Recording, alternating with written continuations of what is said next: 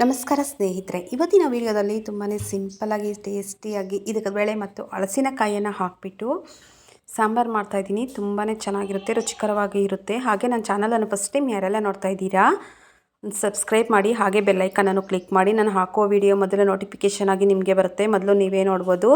ಇಲ್ಲಿ ನೋಡಿ, ನಾನು ಇದಕ್ಕೆ ಬೇಳೆನ ತೊಗೊಂಡಿದ್ದೀನಿ. 2 kg ಆಗುವಷ್ಟು ಇದಕ್ಕಿದ ಬೇಳೆಯನ್ನು ತೊಗೊಂಡಿದ್ದೀನಿ. 2 kg ಆಗುವಷ್ಟು ಅವರೆಕಾಯಿಗೆ ಅಷ್ಟು 1 kg ಅಷ್ಟು ಆಗಿದೆ. ಇದನ್ನೆಲ್ಲ ಹಿಡಿದ್ಬಿಟ್ಟು ಬಿಸಿನೀರಿಗೆ ನಾವು ಮುಟ್ಟುವಷ್ಟು ಬಿಸಿನೀರಿಗೆ ಸೇರಿಸ್ತಾ ಇದ್ದೀನಿ.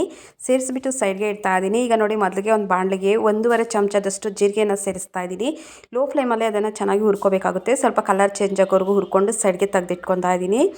ಮತ್ತು ಅದೇ ಬಾಣಲೆಗೆ ಒಂದು 10 ರಿಂದ 12 ಮೆಂತ್ಯಕಾಳನ್ನು ಸೇರಿಸ್ತಾ ಇದ್ದೀನಿ. ಹಾಗೆ 1 ಚಮಚ ಆಗುವಷ್ಟು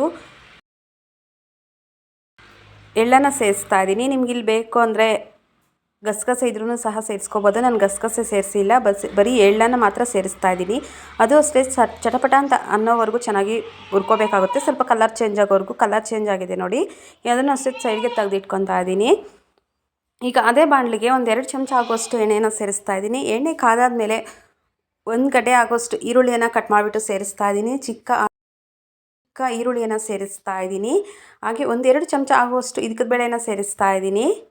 ಆಪ್ಷನಲ್ಲು ಇದಕ್ಕೆ ಬೇಳೆ ಬೇಕು ಅಂದರೆ ಸೇರಿಸ್ಕೋಬೋದು, ಇಲ್ಲಾಂದರೆ ಹಾಗೇನೂ ಮಾಡ್ಕೋಬೋದು. ಸಾಂಬಾರು ಅನ್ನೋದು ಟೇಸ್ಟ್ ಚೆನ್ನಾಗಿರುತ್ತೆ ಅಂತ ನಾನು ಇಲ್ಲಿ 1-2 ಚಮಚ ಆಗುವಷ್ಟು ಇದಕ್ಕೆ ಬೇಳೆನ ಸೇರಿಸ್ತಾ ಇದ್ದೀನಿ. ಇಲ್ಲಿ ನೀವು ಬೇಕು ಅಂದರೆ ಹಸಿಮೆಣ್ಸಿನ್ಕಾಯಿನೂ ಸಹ ಬಳಸ್ಕೋಬೋದು.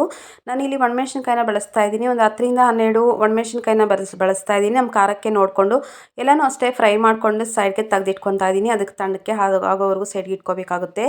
ತಣ್ಣಕ್ಕೆ ಆದಮೇಲೆ ಒಂದು ಜಾರಿಗೆ ನಾನು ಏನು ಹುರ್ಕೊಂಡಿದ್ದೀನೋ ಇದಕ್ಕೆ ಬೇಳೆ ಮತ್ತು ಮೆಣಸಿನ್ಕಾಯಿ ಈರುಳ್ಳಿಯನ್ನು ಅದನ್ನು ಜಾರಿಗೆ ಸೇರಿಸ್ತಾ ಇದ್ದೀನಿ. ಹಾಗೆ ಜೀರಿಗೆ ಮತ್ತು ಎಳ್ಳನ್ನು ಸೇರಿಸ್ತಾ ಇದ್ದೀನಿ. ಹಾಗೆ 1 ಗಡ್ಡೆ ಆಗುವಷ್ಟು ಬೆಳ್ಳುಳ್ಳಿಯನ್ನು ಸೇರಿಸ್ತಾ ಇದ್ದೀನಿ, ಹಸಿ ಬೆಳ್ಳುಳ್ಳಿ. ಹಾಗೆ ಅರ್ಧ ಕಾಯಿ ಆಗುವಷ್ಟು ಕೊಬ್ಬರಿಯನ್ನು ಸೇರಿಸ್ತಾ ಇದ್ದೀನಿ, ಹಸಿ ಕೊಬ್ಬರಿ.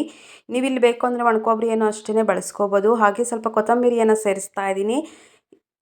ಪುದೀನ ಇದ್ರೂ ಸೇರಿಸ್ಕೋಬೋದು, ನಾನು ಪುದೀನ ಏನು ಬಳಸಿಲ್ಲ. ಇಲ್ಲಿ ಟೀ ಚಮಚದಲ್ಲಿ ಮಾತ್ರ 4 ಚಮಚ ಆಗುವಷ್ಟು ಮಾತ್ರ ಧನಿಯಾ ಪುಡಿಯನ್ನು ಬಳಸ್ತಾ ಇದ್ದೀನಿ. ನಾನು ಸೌಟಲ್ಲಿ 2 ಸೌಟ ಆಗುವಷ್ಟು ಹಾಕ್ಕೊಂಡಿದ್ದೀನಿ. ಅದು 4 ಚಮಚ ಆಗುತ್ತೆ ಟೀ ಚಮಚದಲ್ಲಿ. ಹಾಗೆ 1-2 ಇಂಚಿನಷ್ಟು ಚಕ್ಕೆ, ಹಾಗೆ ಒಂದು 5 ರಿಂದ 6 ಲವಂಗವನ್ನು ಸೇರಿಸ್ತಾ ಇದ್ದೀನಿ.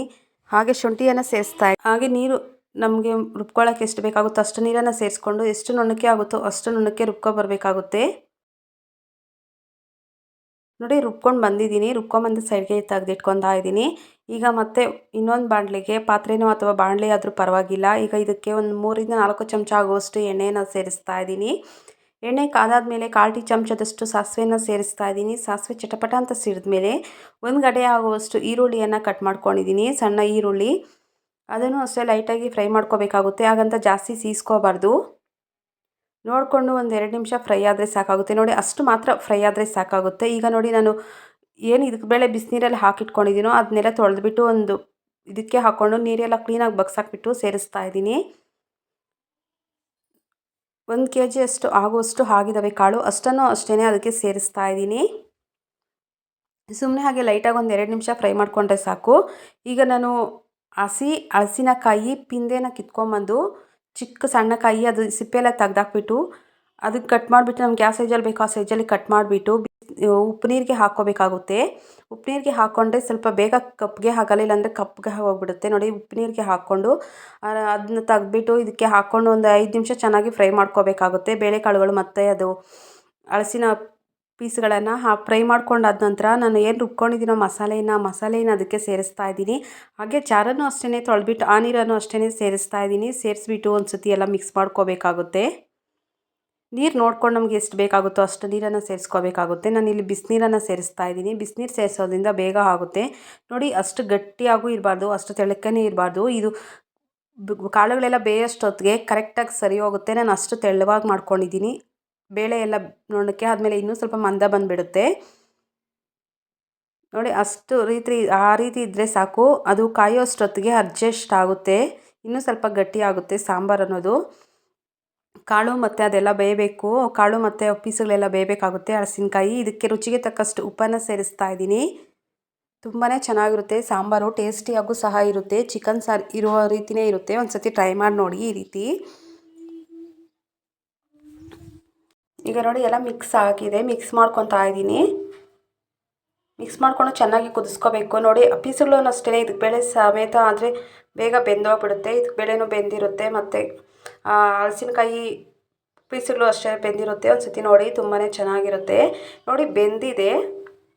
ಒಂದು ಸತಿ ಈ ಮೆಥಡಲ್ಲಿ ಮಾಡಿ ನೋಡಿ, ತುಂಬಾ ರುಚಿಕರವಾಗಿರುತ್ತದೆ.